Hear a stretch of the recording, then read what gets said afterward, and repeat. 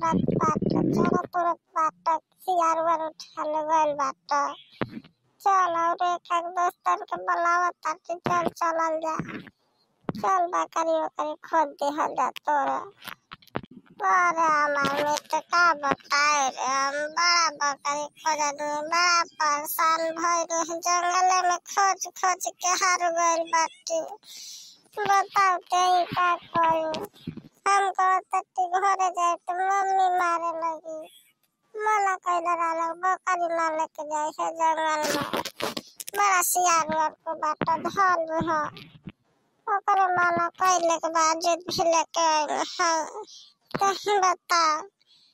का करी घरे चल तो मम्मी मारे यहाँ रह तो दिक्कत होई बता ना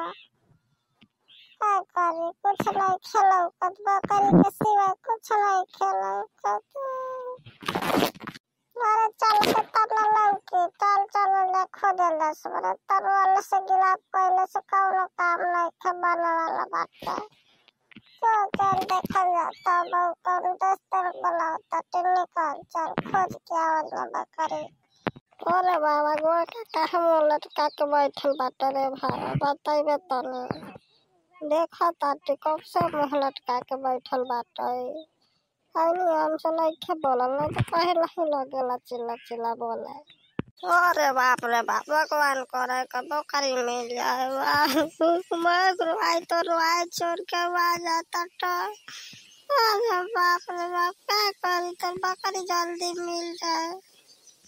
सारे सब दोस्तों ना कमाओ इधर के खोजे खातिर बोलौले बाटी तई तवन हो कुली हो तो रोही लगल करे संग हवा अरे कैसा रे क्या कैसा रोवे लगल ऊपर बकरी हराई बता हम खोजे खातिर बोलौले ह खोजबा खोजवाई बे संग संग तो तेहु लगल ओकरा संग संग रोवे बताओ इहा कुल करबा रे अरे साथ हम बोलौले बकरी खजवावे के ते देखो टट्टी खोदा रोवे लगत तो करे संग बैठ के ओकरा समझावे चाहे तर बकरी मिल जाई क्यों लगता तो के संग रोवे रे ये कुल करबा दोनों को बैठ के तो बकरी मिल खाइले को चुप चुप दोनों को चुप रहा पहले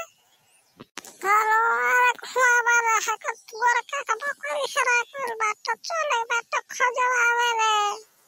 देखता तक हो कैसे गिलाप पकड़ो आता तो पहले आई बात हम तुम न पता चली ये जंगल किनारे खुआवा था तो अब देखा तो कैसे रोता तो हम जीव पका कोकरा देहल बात हमारी और हाय थुराई नहीं हो कर संगवार रोवे लगल है पता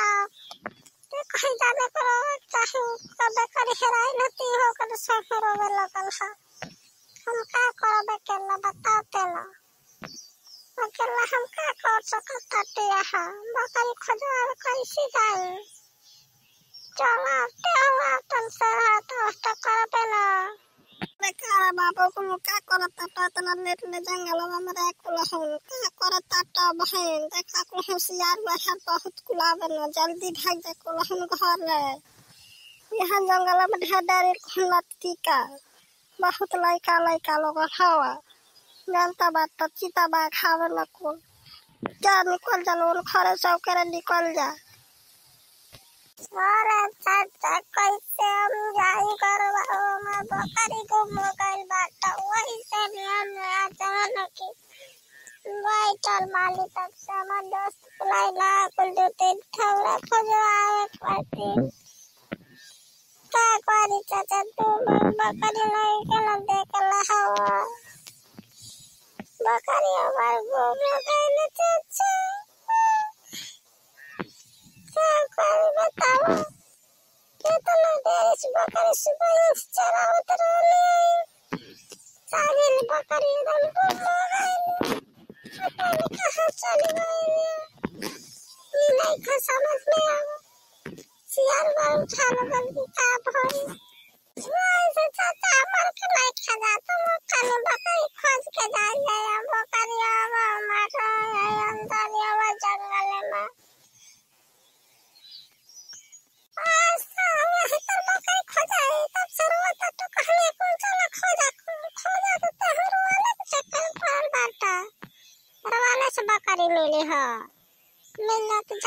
का बकरी खोजला क्या करे बेटा हमारे के जाता ती घर है जब घर वाला ही से बकरी मिली जा खोजला मायरा बाबू को जा जल्दी से खोजला खोज के जल्दी चलिए घर मिला चाहत ना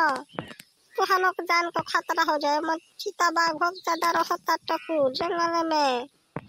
नहीं खकुन जाना तटा कर बकरी चराव खा जाता टरे तन जान समझ के कुआवा गार्जियन नहीं खत तुहन को बतावा ना का बतायो चाचा बताओ ना तरा ना गार्जियन सब क्यों मैं बकरी लेके ना जाई है लेकिन का करी जीव का मालल है हम लेके चल जाएंगे है अब हमार बकरिया गुम हो गई हम का करी कुछ नहीं के समझ में आवत बात